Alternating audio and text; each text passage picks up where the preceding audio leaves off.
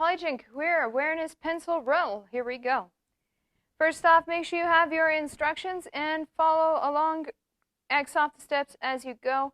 If you go and ask the teacher for help, the teacher's going to say, have you read your instructions? So make sure you've read them first. If they don't make sense, feel free to ask. But do your best to figure out the answer before you ask. All right, so for our pencil roll, we're going to need one piece of fabric about 12 by 12 inches square and a piece of ribbon 22 inches long. You'll get the ribbon later. Tools you're going to need is thread, bobbin, scissors, pins, sewing machine, an iron, a bobbin case, a seam gauge, marking tools. Most of these are in your sewing kit, but some of them, like the marking tools, will live on the island. All right, step 0. Iron fabric flat if super wrinkly. My fabric is wrinkly. I've come to the ironing board with my wrinkly fabric. I'm going to use the iron, and I'm going to push and go back and forth to get rid of my wrinkles. Your iron might automatically send some steam. Steam helps relax your fabric and will help get rid of the wrinkles, so it's a good idea. If it doesn't send steam on its own, you can push the button with the cloud here and actually shoot some steam into your fabric.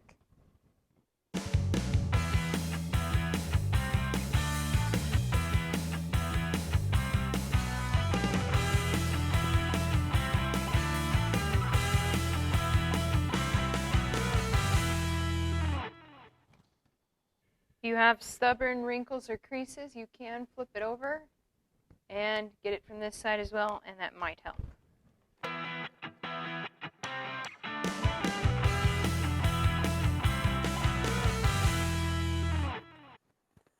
Nice, unwrinkled fabric.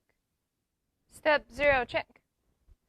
Step 1, click stitch 2 on my machine and zigzag the top and bottom edges. So I need to decide which side is the top and which one's the bottom.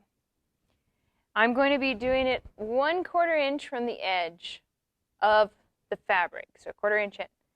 Use the edge of your presser foot to know where that 1/4 inch is. All right, I've got my threaded machine. I'm going to press number 2, so I have a zigzag. On the screen, it changes to stitch 2, and some of my other settings changed, which will allow me to do my zigzag.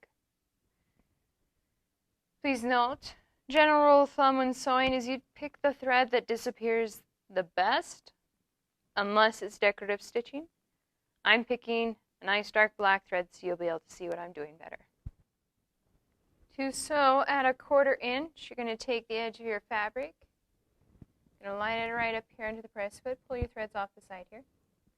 Then you're going to lower the press foot using the metal lever on the back so that the edge of the fabric is lined up with the edge of the press foot there. I also have the back of the fabric about with the back of the press foot because I'm going to start doing a back stitch. In other words, I'm going to start sewing here, I'm going to go back to the edge, and then come forward in the exact same spot to tie, in effect, a knot so my thread stitching won't come undone. To do that, I hold the back stitch while I press with my foot pedal, and I'm going backwards. I'm also holding my threads here. That way they don't get sucked back in. When I get to the edge of the fabric, I stop. I don't sew off. I can let go of these threads now. And now let go of the button. I can sew forward. And I'm going to keep the edge of my fabric always with the edge of my press foot there. And I'm just going to go all the way down the edge of this.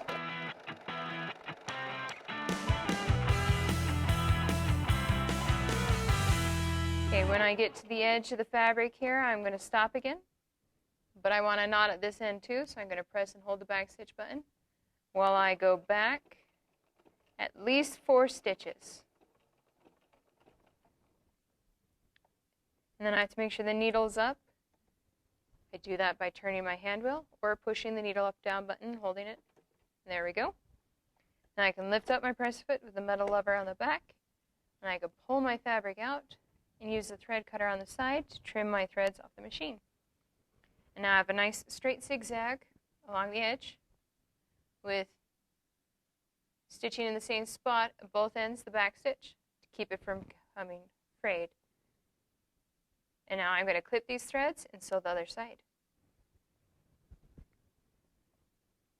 So I'm doing the top and the bottom. I've got a row stitching over here. I'm doing the opposite one here. Line up your fabric side to side and front to back with the edge of the foot there. Hang on to these two threads. Hold the back stitch button while you go back to the edge of the fabric, but not off. Let go of that. Back stitch, you can let go of your threads.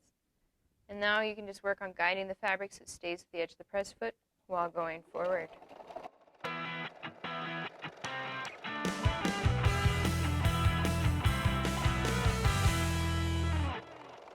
Alright, when I get to edge here, I'm also going to hold the back stitch and stitch backwards for at least 4 stitches so that it effectively ties a knot and my stitching won't come undone.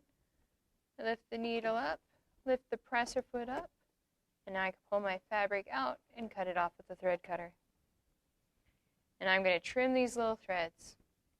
The whole point of the zigzag is to keep the edge of your fabric from fraying and falling apart completely. If you want a challenge and you're good at going straight, you can actually use the inside edge of your presser foot right there, that little U-shaped inside edge. Get your zigzag even closer to the edge so that the edge won't fray. Step 1 is done.